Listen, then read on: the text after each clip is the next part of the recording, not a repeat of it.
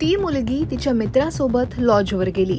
भाऊ दिसताच तिनं पहिल्या मजल्यावरून उडी मारली आणि पुढे जे घडलं त्यानं नांदेड शहर हादरून गेलंय।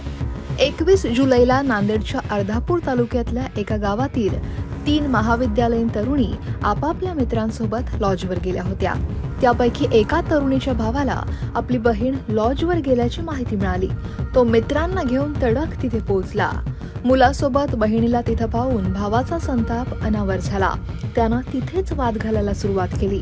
दरम्यान घाबरलेल्या बहिणीनं पहिल्या मजल्यावरून उडी मारून पळून जाण्याचा प्रयत्न केला, मात्र यात तिचा हात फ्रॅक्चर झाला।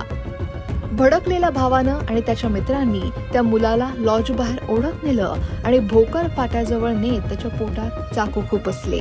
त्या मुलावर सध्या खासगी रुग्णालयात उपचार सुरू आहेत, तर तरुणीवर सरकारी रुग्णालयात उपचार सुरू आहेत। या प्रकरणानंतर पीडित तरुणीनं तक्रार देत सांगितलं की त्या 3 मुलांनी म्हणजेच तिच्या मित्रांनी तिला बळजबरीनं लॉजवर नेऊन तिच्यावर अत्याचार केला। त्या तक्रारीवरून तिघांविरुद्ध बलात्कार आणि अॅट्रॉसिटी अंतर्गत गुन्हा दाखल करण्यात आलाय। तर दुसरीकडे जखमी मुलाच्या तक्रारीवरून अल्पवयीन भावासह तिघांवर जीवे मारण्याचा प्रयत्न केल्याचा गुन्हा अर्धापूर पोलीस ठाण्यात दाखल करण्यात आलाय।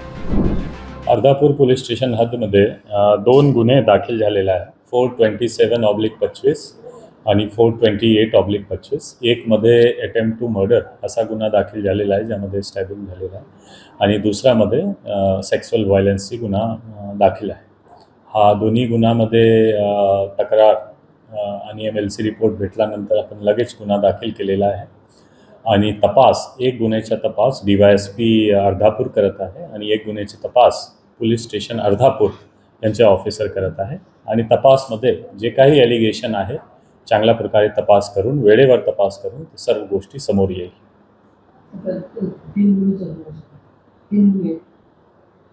हां, त्यामध्ये एलिगेशन आहे की 3 मुलगा जे आरोपी पण 3 आहे आणि असा इन्व्हॉल्वमेंट होता की ते सर्व गोष्टी ह्या तपासमध्ये समोर येईल की किती लोक होता इन्व्हॉल्व, किती लोक कुठे गेला होता, हा सिक्वेन्स ऑफ इव्हेंट्स आणि आरोपी किती आहे हा सर्व आणि विक्टिम किती आहे ते सर्व तपासमध्ये समोर येईल। सध्या एकच विक्टिम आहे असा दिसतो। या प्रकरणाचा सखोल तपास सुरू असून नांदेडचे पोलीस अधीक्षक अविनाश कुमार यांनी या संदर्भात माहिती दिली।